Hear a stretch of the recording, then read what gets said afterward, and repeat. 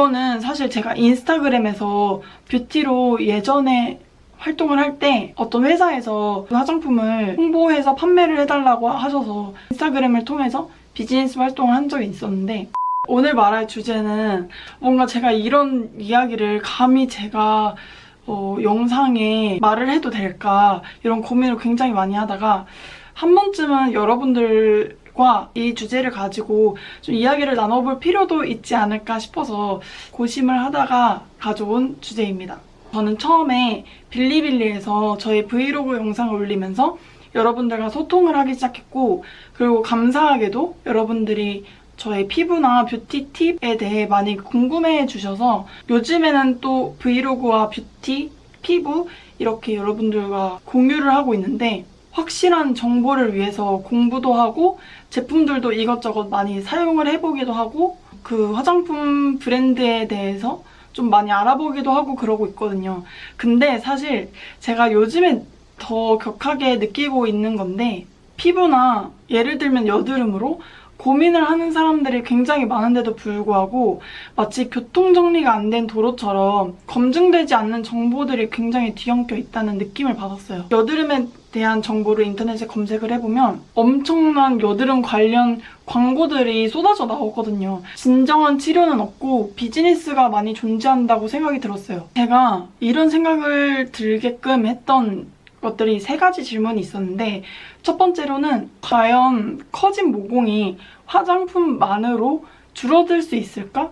라는 거였거든요. 근데 한 번 커진 모공은 줄어들기가 굉장히 어려워요. 피부과 시술에서 예를 들면 뭐 레이저, 박피, MTS 시술 이런 거 말고 화장품만으로 모공을 좁히는 건 보습 관리를 3개월에서 6개월 정도 기초 케어를 꾸준히 해주면 되는 거거든요. 그래서 제 생각에는 모공에 대한 케어를 하려면 커진 모공을 작게 만들 그런 생각보다 모공이 더 커지지 않도록 미리 예방하는 방법을 알고 계시는 게 더 좋을 것 같아요. 그리고 두 번째로는 미세먼지를 100% 차단해주는 화장품이 있다? 이거는 사실 제가 인스타그램에서 뷰티로 예전에 활동을 할 때 어떤 회사에서 그 화장품을 홍보해서 판매를 해달라고 하셔서 인스타그램을 통해서 비즈니스 활동을 한 적이 있었는데, 그때 한창 한국에 미세먼지가 이슈가 되는 그런 시기였어요. 그래서 그거를 겨냥한 화장품이 나왔는데 내 피부 안에 있는 미세먼지를 다 씻겨낼 수 있는 클렌징 제품과 기초 케어 제품들이었던 걸로 저는 기억을 해요. 근데 미세먼지가 피부에 주는 영향을 막는 방법은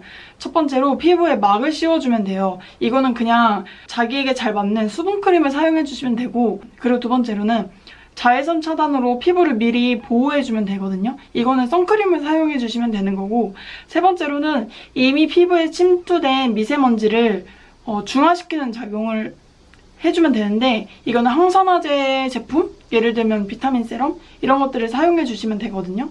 미세먼지를 100% 차단하는 화장품, 그런 거는 글쎄요, 그냥 제가 방금 말했던 그런 것들만 잘 지켜주면 되지 않을까요? 그리고 세 번째로는 단기간에 여드름을 없애주는 화장품이 있나?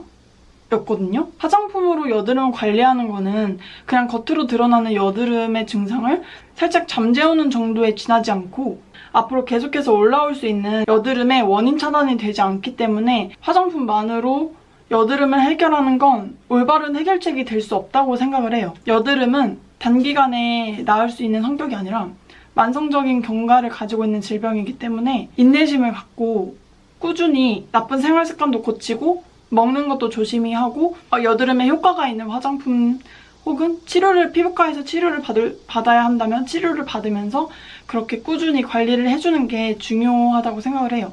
그래서 제가 화장품을 구매를 할 때 과대 광고나 이런 상술에 현혹되지 않는 주의사항을 여러분들이랑 공유를 하려고 하는데, 첫 번째로는 화장품의 성분은 거짓말을 하지 않아요. 그래서 성분 체크를 해주시는 게 좀 가장 좋은 방법이긴 한데 솔직히 조금 귀찮다고 생각을 해요. 그 성분들을 다 공부할 수도 없는 거고 성분들을 다 저도 귀찮은 거 진짜 싫긴 한데 요즘에는 그렇게 하고 있어요. 그냥 잘 맞았던 화장품에 그냥 성분들만 조금 눈에 익혀두는 정도? 그 정도로만 하고 있어요. 피부 문제를 해결해주는 기적 같은 성분이 있다고 믿지 말자? 내 식습관과 생활 습관을 전혀 바꾸지 않으면서 이 화장품은 좋다니까 이 화장품만 사용하면 내 피부가 좋아질 거야 라는 그런 기대는 좀 저버리는 게 좋을 것 같아요. 화장품 광고와 판매원의 말을 100% 다 믿지는 말자입니다.